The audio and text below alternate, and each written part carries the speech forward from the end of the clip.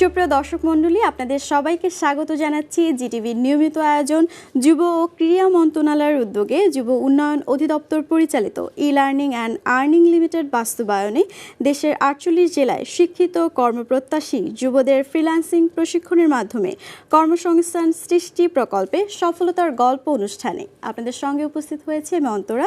সফল ব্যক্তিদের নিয়ে আমাদের আজকের এই অনুষ্ঠানে বিশেষ অতিথি হিসেবে উপস্থিত হয়েছেন যুব উন্নয়ন অধিদপ্তরের মহাপরিচালক গ্রেড 1 ডক্টর গাজী মোহাম্মদ সাইফুজ্জামান এবং এই প্রকল্পের মাধ্যমে সফল হওয়া একজন ব্যক্তি, তিনি হচ্ছেন ফাহাদ আহমেদ সাগর, ডিজিটাল মার্কেটার। স্যার, আপনাকে অসংখ্য ধন্যবাদ আপনার ব্যস্ততম সময় থেকে আমাদেরকে একটু সময় দেওয়ার জন্য। আপনাকেও ধন্যবাদ এবং আপনার মাধ্যমে আমাদের দর্শক শ্রোতাদেরও ধন্যবাদ জানাচ্ছি। স্যার, এই প্রকল্পটি কেন নেওয়া হয়েছিল? আপনি এই প্রকল্পের নামের মধ্যেই বুঝতে পারবেন যে এই প্রকল্পটি কেন নেওয়া হয়েছিল। আপনি জানেন যে আমাদের দেশের প্রচুর যুব এবং যুব নারী শিক্ষিত হওয়ার পরেও প্রত্যাশিত কর্ম পায় না। এই কর্মপ্রত্যাশী মানুষদেরকে কর্মসংস্থান দেওয়ার জন্য এই প্রকল্পটি নেওয়া হয়েছিল। অর্থাৎ আমাদের দেশে প্রায় 2 কোটির মতো মানুষ আছে যারা শিক্ষা লাভ করেছে কিন্তু তাদের প্রত্যাশিত কর্মসংস্থান হয়নি।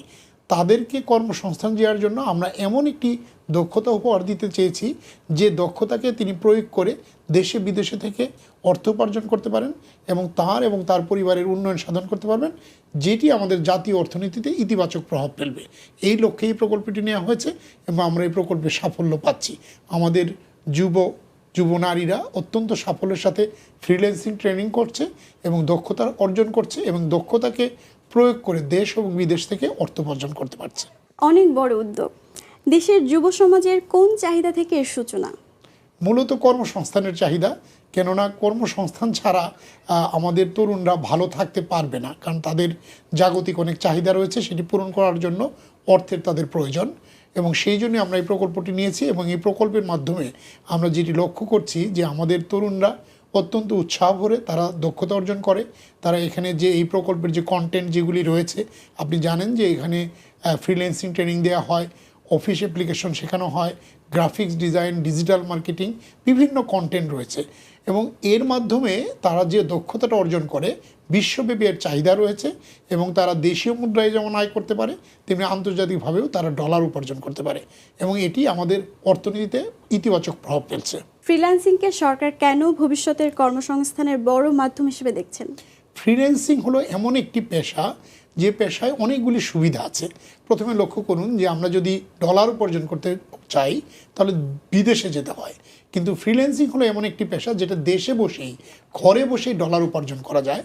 আর দ্বিতীয় হলো যে আমাদের দেশেও প্রচুর কাজ রয়েছে, সেই কাজগুলি করার জন্য ফ্রিল্যান্সিং প্রয়োগ করতে পারে এবং স্বাধীনভাবে কাজ করতে পারে। একজনের যাতায়াতের ব্যয়, অন্যান্য যে আনুষঙ্গিক ব্যয়গুলি লাগে না, অত্যন্ত অল্প বিনিয়োগে তার মেধা এবং পরিশ্রম এবং দক্ষতা দিয়ে তিনি অর্থ উপার্জন করতে পারেন। সেই জন্য সরকার এটির মাধ্যমে ব্যাপক সংখ্যক মানুষকে কর্মসংস্থানের লক্ষ্যে কাজ করছে এবং এই জন্যই গুরুত্ব দেওয়া হচ্ছে। এই প্রকল্পের আওতায় কতজন যুব ও যুব নারীকে প্রশিক্ষণ দেওয়া হয়েছে?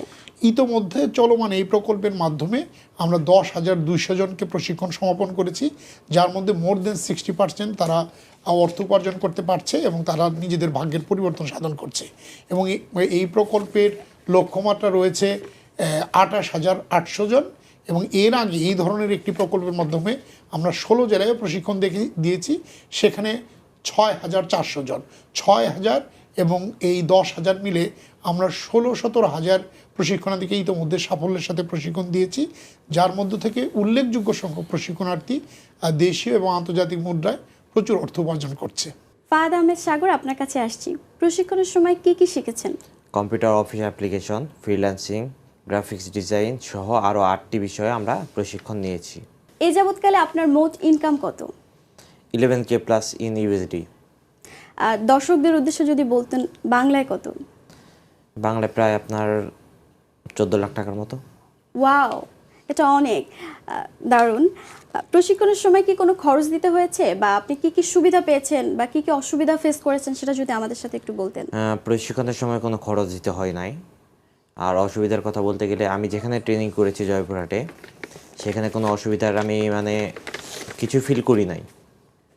আর সুবিধার কথা বলতে গেলে আমাদের যে কোঅর্ডিনেটর ছিল আপনি সব কিছু আমাদের কাছে সুবিধাজনকভাবেই তুলে ধরেছেন। স্যার, আপনার কাছে আসছি, প্রশিক্ষণের সময়কাল ও ভাতা সহায়তা ব্যবস্থা কেমন? এটা চমৎকার একটি ব্যবস্থাপনা, কারণ আমাদের আগের প্রকল্পের অভিজ্ঞতায় আমরা এখানে ভাতার সম্প্রসারণ করেছি। আপনি জেনে আনন্দিত হবেন যে আমরা তাদেরকে 200 টাকা যাতায়াত ভাতা দেই এবং প্রায় 300 টাকার মতো তাদের 3 বেলা আপ্যায়নের ব্যবস্থা থাকে। অর্থাৎ একজন প্রশিক্ষণার্থী যখন সকালে আসেন, এসে নাস্তা করেন, তারপর সারাদিন প্রশিক্ষণ করেন, দুপুরে লাঞ্চ করেন এবং বিকালে আবার নাস্তা করে উনি বাড়িতে ফেরেন। কারণ আমরা বিশ্বাস করি সফলভাবে প্রশিক্ষণ নিতে গেলে মানুষের শারীরিক সুস্থতা এবং পরিতৃপ্তি নিয়েই কাজ করা দরকার, যার ফলে আমাদের প্রশিক্ষণার্থীরা শুরু থেকে শেষ পর্যন্ত অত্যন্ত সন্তুষ্টির সাথে প্রশিক্ষণটা গ্রহণ করতে পারে।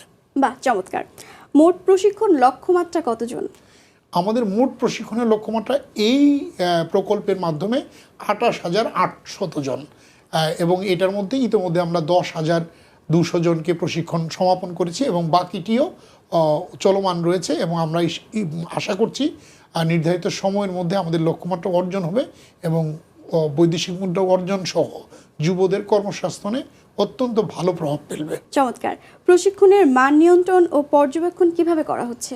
খুবই গুরুত্বপূর্ণ প্রসঙ্গ এনেছেন, কেননা আমরা অনেক সময় প্রকল্প বাস্তবায়নের শিথিলতা থাকলে কাঙ্ক্ষিত লক্ষ্যমাত্রা অর্জন হয় না, কিন্তু এক্ষেত্রে আমাদের যুব ও ক্রীড়া মন্ত্রণালয়, যুব উন্নয়ন অধিদপ্তর এবং প্রকল্প বাস্তবায়ন যে প্রকল্প পরিচালক সহ অন্যান্য জনবল রয়েছে, আমরা নিবিড়ভাবে এই মাঠ পর্যায়কে পরিবেক্ষণ করি এবং তাদের প্রশিক্ষণের মান নিয়ন্ত্রণ করি। এবং আপনি জেনে অবাক হবেন যে এই ভর্তি পরীক্ষা যেটা নেওয়া হয়, অর্থাৎ যে প্রশিক্ষণের নির্বাচন, প্রতিটা সিটের বিপরীতে 25 জনের মতো আবেদন করে, অর্থাৎ প্রায় 85,000 আবেদন করেছে মাত্র 3600 সিটের জন্য।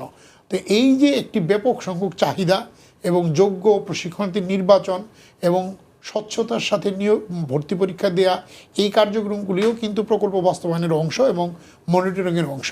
এইগুলি আমরা অত্যন্ত নিবিড়ভাবে করি। মন্ত্রণালয়, অধিদপ্তর একসাথে কাজ করে এবং আমাদের নিয়োজিত প্রতিষ্ঠান ই লার্নিং অ্যান্ড আর্নিং, তারাও অত্যন্ত দক্ষতার সাথে আমাদেরকে সহায়তা করে। বাহ, চমৎকার। স্যার, প্রশিক্ষণ শেষে মেন্টরিং বা সাপোর্ট সিস্টেম ব্যবস্থা আছে কিনা? হ্যাঁ, আছে। প্রথমত হলো যে প্রত্যেকটা গ্রুপেরই অর্থাৎ যে ব্যাচটা শুরু হয় তার জন্য একটা হোয়াটসঅ্যাপ গ্রুপ খোলা হয়। তারপরে আমাদের প্রশিক্ষণের জন্য নিয়োজিত প্রতিষ্ঠান তাদেরকে মেন্টরিং করে এবং কেউ যদি আয়ের ক্ষেত্রে দুর্বলতা অর্জন করে ফেলে তাদেরকেও সহায়তা দেওয়া হয় এবং পরবর্তীতে কোর্স শেষেও তাদেরকে নিবিড়ভাবে পরিবীক্ষণ করা হয়, তাদেরকে অনলাইনে ট্রেনিং দেওয়া হয়। কারো দুর্বলতা থাকলে সেটি যোগ্য প্রশিক্ষকের মাধ্যমে সেটা দূর করে দেওয়া হয়, যাতে সে আত্মবিশ্বাসের সাথে অর্থ উপার্জন করতে পারে। ধন্যবাদ। ফাহাদ আহমেদ সাগর, আপনার কাছে আসছি যে কোর্সে ভর্তি হওয়ার আগে আপনি কি করতেন বা এই উদ্যোগটা আপনি কিভাবে গ্রহণ করলেন? আসলে কোর্সে ভর্তি হওয়ার আগে আমি আমার ভাইয়ের সঙ্গে কাজ করতাম, সে ফ্রিল্যান্সিংয়ে কাজ করতো। তো সেক্ষেত্রে আমার কিছু অভিজ্ঞতা ছিল। তো তারপর আমার এক ছোটো ভাই এখান থেকে কোর্স করে গেছে, তার কাছ থেকে জানার পরে আমি এখানে অ্যাপ্লিকেশন করার পর এখানে আমার চান্স হয়। তো তারপর এখানে এসে আমি ক্লাস করি আর কি। শুরুর দিকে চ্যালেঞ্জগুলো কিভাবে নিয়েছিলেন বা আপনি শুরুর দিকে ভয় পেয়েছিলেন কিনা কোনো কিছু দেখে, যে না পারবো না, আমাকে দিয়ে হচ্ছে না, মানে ভয়টাকে কিভাবে জয় করলেন? আমি এমন এক জায়গা থেকে আসছি, জয়পুরহাটের এমন একটা গ্রাম থেকে আসছি যেখানে সবথেকে বড় ভয় ছিল যে নেটওয়ার্ক প্রবলেম, এই একটাই ইস্যু ছিল আমার। তো সেটা অনেক কষ্ট করে হলেও সলভ করা হয়েছে। ইভেন তারপর ধীরে ধীরে বড় ভাইয়ের হাত ধরেই আমার ফ্রিল্যান্সিং জগতে আসা। তারপর এখানে জয়েন করে স্যারেদের যথেষ্ট পরিমাণ হেল্প পাওয়ার পর এখন আমি বলতে পারি যে আমি নিজে থেকে সব কিছু করতে পারবো। এই প্রকল্পে প্রশিক্ষকদের গাইডলাইন আপনাদের জন্য কতটা গুরুত্বপূর্ণ ছিল? 100%। বিশেষ করে আমি বলবো, যেহেতু আমি জয়পুরহাট থেকে আসছি, জয়পুরহাটের ট্রেনারদেরই আমি চিনি। এখানে দেবাশিস স্যার আছে, অন্তর স্যার আছে, ময়ামিন স্যার আছে। তিনজন যথেষ্ট পরিমাণে হেল্প করছে। যে কোনো প্রজেক্ট পাওয়া গেলে, যদি পাওয়া যাইতো, যথেষ্ট পরিমাণে হেল্প করছে। বাজারে টিকে থাকতে হলে বর্তমানে কোন কোন স্কিলগুলো বিশেষ চাহিদা সম্পূর্ণ? এখন আমি বলবো লোগো ডিজাইন আছে, গ্রাফিক্স ডিজাইনের ভিতরে লোগো ডিজাইন আছে, আপনার ব্যানার ডিজাইন আছে, সোশ্যাল মিডিয়া ডিজাইন আছে। ইভেন আপনি যদি মার্কেটিংয়ের ভিতরে যান, যেহেতু আমি মার্কেটিং থেকে আসছি সেহেতু আমি মার্কেটিংয়ের কথা বেশি বলবো। যে মার্কেটিংয়ে আমি ডাটাবেজ নিয়ে কাজ করে আসছি, তো আমার কাছে ডাটাবেজই বেস্ট। বা চমৎকার। এবার স্যারের কাছে আসছি। স্যার, স্কিল ডেভেলপমেন্টের জন্য সরকারিভাবে ভবিষ্যতের নতুন কোনো কোর্স বা প্রকল্প কি আসছে? চমৎকার। আমরা আসলে সবসময় চাই আমাদের যুবরা দেশের নেতৃত্ব নিক, তারা কাজের মাধ্যমে এগিয়ে যাক। যুব উন্নয়ন অধিদপ্তর এক্ষেত্রে একটি নতুন প্রকল্প নিয়েছে, শিক্ষিত কর্মপ্রত্যাশী এবং প্রযুক্তি জ্ঞান সম্পন্ন যুবদেরকে নিয়ে আমরা একটা প্রকল্প নিয়েছি। সেটাতে আমরা এআই প্রযুক্তি বিষয়ে প্রশিক্ষণ দিব, যাতে এআই প্রযুক্তি, আপনি জানেন যে বর্তমান বিশ্বে অত্যন্ত গুরুত্বপূর্ণ একটি টপিক, এবং এটির মাধ্যমে তারা যখন এআই বিষয়ে কাজ করার দক্ষতা অর্জন করবে, তারা এই ফ্রিল্যান্সিংটাই আরও বেশি সাফল্য নিয়ে আসতে পারবে। যে কাজ ম্যানুয়ালি করতে সময় লাগে, এআই প্রযুক্তি ব্যবহার করে অল্প সময়ে করা যায় এবং উন্নত মানের উন্নত প্রযুক্তির কাজ করা সম্পন্ন হয়। সেই জন্য আমরা ইতোমধ্যেই ওই প্রকল্পের জন্য যোগ্য প্রতিষ্ঠান নিয়োগের জন্য আমরা বিজ্ঞপ্তি প্রদান করেছি, এবং প্রায় ৮০টার মতো প্রতিষ্ঠান আমাদের বরাবর আবেদন করেছে, এবং সেগুলি আমরা যাচাই বাছাই করছি, যোগ্য প্রতিষ্ঠানকে নিয়োগ দিব। এক্ষেত্রে আমরা সারা বাংলাদেশকে 4টি ভাগে ভাগ করেছি, প্রতিটি ভাগে 2টো করে বিভাগ রেখেছি, এবং ওই প্রতিষ্ঠানগুলি অত্যন্ত মানসম্পন্ন এআই বিষয়ক প্রশিক্ষণ দিবে। এবং আমরা বিশ্বাস করি বাংলাদেশের যত সম্পদ আছে তার মধ্যে সর্বশ্রেষ্ঠ সম্পদ হলো মানব সম্পদ। আমরা এই মানব সম্পদের শ্রেষ্ঠতম অংশটা হলো যুবকাল, আপনি যেটি 18 থেকে 35 বছর, এই যুবদেরকে যদি আমরা সত্যিকার অর্থে দক্ষতা উপহার দিতে পারি, তারা দেশের মানচিত্র পাল্টে দিতে পারবে, দেশের ভাগ্যের ইতিহাস, অর্থনীতির ইতিহাস তারা অনেক ঊর্ধ্বে তুলে ধরতে পারবে। তথ্য প্রযুক্তি ব্যবহার করে নিজের দক্ষতা উন্নয়ন এবং এই দক্ষতাকে প্রয়োগ করে দেশি বিদেশি অর্থ উপার্জন, কর্মসংস্থান নিশ্চিত করা, সামাজিক মর্যাদা বৃদ্ধি করা এবং অর্থনীতিতে অবদান রাখা, এটি অত্যন্ত আশাপ্রদ একটি বিষয়। এবং এর মাধ্যমে যুব উন্নয়ন অধিদপ্তর যুবদের ভাগ্য পরিবর্তনে ইতিবাচক ভূমিকা রেখে চলেছে এবং রেখে যাবে ইনশাল্লাহ। প্রশিক্ষণপ্রাপ্ত যুবকদের জন্য কোনো ঋণ ব্যবস্থা চালু আছে কিনা? চমৎকার প্রশ্ন। আমাদের যুব উন্নয়ন অধিদপ্তরের যত প্রশিক্ষণ রয়েছে, আমরা রাজস্ব খাতের আওতায় প্রায় 83টা ট্রেডে প্রশিক্ষণ দেই, এবং যার লক্ষ্যমাত্রা থাকে প্রতি বছর প্রায় 3 লক্ষ, এবং প্রকল্পের মাধ্যমেও আমরা প্রশিক্ষণ দেই। তো সবার জন্যই যুব উন্নয়ন অধিদপ্তরের আওতায় কোনো প্রশিক্ষণ যদি কেউ গ্রহণ করে থাকে, তাদের জন্য আমাদের ঋণ সহায়তার জন্য আমাদের একটা ঋণ তহবিল রয়েছে, এবং মাত্র 5% সার্ভিস চার্জের বিনিময়ে তারা এই ঋণটি গ্রহণ করতে পারে, এবং 60,000 টাকা থেকে 5 লক্ষ টাকা পর্যন্ত ঋণ গ্রহণ করতে পারে। এবং এই সুযোগটি রয়েছে। এই প্রকল্পে যারা প্রশিক্ষিত হবে, কেউ যদি ল্যাপটপ কিনতে চায়, কম্পিউটার কিনতে চায়, তাহলে যুব উন্নয়ন অধিদপ্তর থেকেই তারা সহজ শর্তে ঋণ পাবে, এবং তারা নিজেদেরকে আত্মকর্মী হিসেবে প্রতিষ্ঠিত করতে পারবে। ফাহাদ আহমেদ সাগর, আপনি 1-2 বছরের মধ্যে নিজেকে কোথায় দেখতে চান? আগামী 2 বছরের ভিতরে আমি চাই যে আমার সঙ্গে আরও অনেক যুবক, 200, 300 যা হয় যুবক আমার সঙ্গে কাজ করবে, এবং আমরা একটা এজেন্সি স্বরূপ কাজ করব, এবং তাদের মাধ্যমে ইনফ্লুয়েন্স করে আরও অনেককে আমাদের সঙ্গে জড়িত করে আমি চাই যে বাংলাদেশকে একটা অন্যরকম একটা পরিচিতি দেওয়ার জন্য। ফ্রিল্যান্সিং ক্লায়েন্ট কমিউনিকেশনের ক্ষেত্রে ইংরেজি কতটা গুরুত্বপূর্ণ? 100% গুরুত্বপূর্ণ। কেননা আপনি যদি ক্লায়েন্টকে বুঝাইতে না পারেন যে ক্লায়েন্ট কী চাচ্ছে সেটা আপনি বুঝতে পারছেন না, বা আপনি ক্লায়েন্টকে বুঝাইতে পারতেছেন না যে ক্লায়েন্টকে আপনি কী দিতে পারবেন, সেক্ষেত্রে আপনি ক্লায়েন্টের থেকে কাজটা নিতে পারবেন না। কাজ না নিতে পারলে আপনি সেই ক্লায়েন্টের থেকে অর্থ উপার্জন করতে পারবেন না। আপনি যে ট্রেনিংটা নিলেন সেই ট্রেনিংয়ের টোটালটাই ব্যর্থ হয়ে যাবে।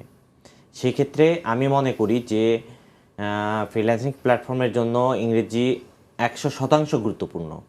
ইংরেজি ছাড়া ফ্রিল্যান্সিং কল্পনা করা যাবে না। স্যার, যুবদের সাথে আপনার কাজ করার অভিজ্ঞতাটি কেমন ছিল? আমি যুবদের নিয়ে অনেকগুলি কাজ করেছি। আমি এখানে যোগদান করার পরে আমরা 1 বছর আমাদের জাতীয় যুব দিবস উদযাপনের সময় আমাদের যুব সংগঠনদেরকে ব্যবহার করে, আমাদের মাঠ পর্যায়ের সহকর্মীদেরকে সংযুক্ত করে আমরা দেশব্যাপী খাল খননের উদ্যোগ নিয়েছিলাম, খাল পরিচ্ছন্নতা করা অভিযান, এবং আমরা 15 দিনে 64 জেলায় 64টা খাল জলাশয় পরিচ্ছন্ন করেছি।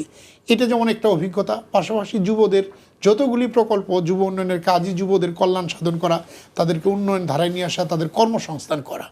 এবং আমাদের যে এই যে 83টা ট্রেডে যে প্রতি বছর প্রশিক্ষণ দেওয়া হয়, এখানে ক্লাস 8 পাস থেকে শুরু করে উচ্চ মাধ্যমিক শ্রেণী উত্তীর্ণরাও প্রশিক্ষণে অংশগ্রহণ করতে পারে।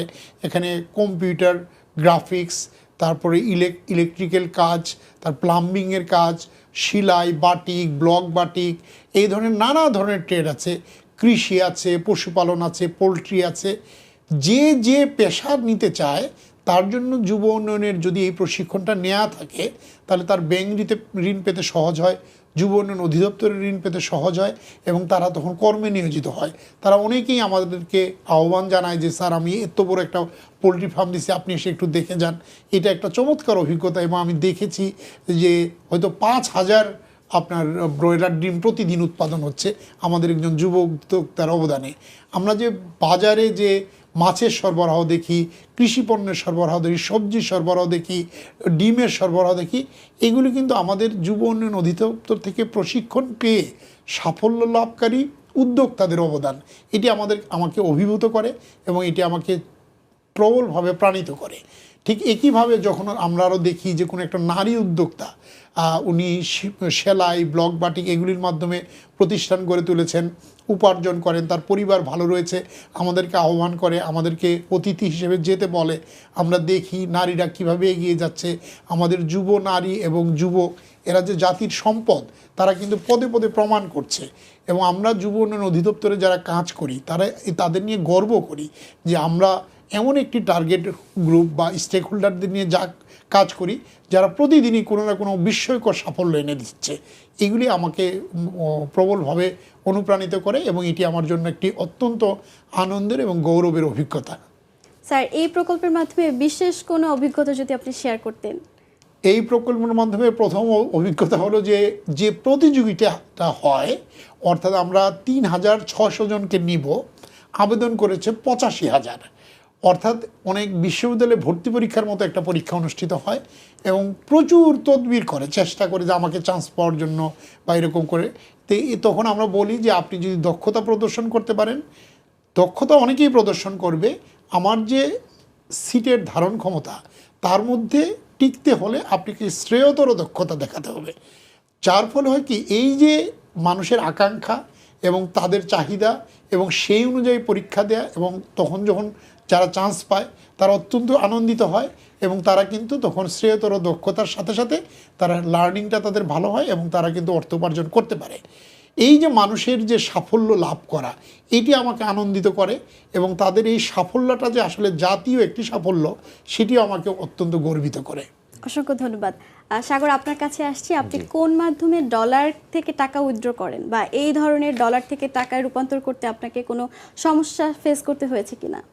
না, এখন পর্যন্ত ডলার থেকে টাকা উইথড্র করার জন্য আমার কোনো সমস্যা ফেস করতে হয় নাই, কারণ আমি পেওনার থেকে ডিরেক্টলি ব্যাংকে উইথড্র দিয়ে থাকি। সেক্ষেত্রে হয়তো বা 2 থেকে 3 কর্মদিবসের ভিতরে আমার ব্যাংকে টাকাটা চলে আসে। তো এ ধরনের কোনো সমস্যা এখন পর্যন্ত আমি ফেস করি নাই। আপনি কি মাধ্যমে ডলার থেকে টাকা উইথড্র করেন? পেওনিয়ার। বা চমৎকার। সাগর, আপনার কাছে শেষ প্রশ্ন। আজকের তরুণদের জন্য যদি এক লাইনে কিছু বলতেন। শুধু একটা কথাই বলবো, যে কোনো কাজ, সেটা ফ্রিল্যান্সিং হোক বা যে কোনো ধরনের কাজ হোক, যদি সে লেগে থাকে তাহলে সে সফলতা পাবেই। এবার স্যারের কাছে আসছি। স্যার, আমরা অনুষ্ঠানের একেবারে শেষ প্রান্তে চলে এসেছি। স্যার, তরুণদের জন্য আপনার বার্তা কি? আর তরুণদের জন্য প্রথম বার্তা হলো যে তাদের যে গৌরববোধ সেটাকে উপলব্ধি করতে হবে। আমি এই কথাটা বলবো এই কারণে, আপনারা জানেন যে মহান ভাষা আন্দোলন, মহান মুক্তিযুদ্ধ এবং আমাদের যে 24-এর গণ অভ্যুত্থান, সব ক্ষেত্রেই কিন্তু তরুণরা তাদের সংগ্রাম মুখরতা দিয়ে, বুকের তাজা রক্ত দিয়ে তারা সাফল্য অর্জন করেছে। এই বোধটা যদি তাদের মধ্যে থাকে তাহলে আমাদের তরুণরা আগামীতে যে কোনো সংকটে তারা কিন্তু মাথা উঁচু করে দাঁড়াতে পারবে এবং সাফল্য ছিনিয়ে আনতে পারবে। এটি তার আত্মবিশ্বাসের জায়গা, গৌরবের জায়গা। এখন আসেন হলো তার যে দৈনন্দিন কর্মপ্রবাহে যে আর্থিক চাহিদা, সেটি পূরণ করতে গেলে তাকে কর্মে নিয়োজিত হতে হবে। শুধু মানে কর্মহীন থাকলে তার সামাজিক মর্যাদা থাকবে না, তার যেমন পরিবারের সম্মান নেই, সমাজে নেই, রাষ্ট্রেও নেই। তাকে কোনো না কোনো সৎকর্ম করতে হবে এবং অর্থ উপার্জন করতে হবে। এটা হলো নির্মম বাস্তবতা। তো এই বাস্তবতার ক্ষেত্রে কি কি সুযোগ রয়েছে?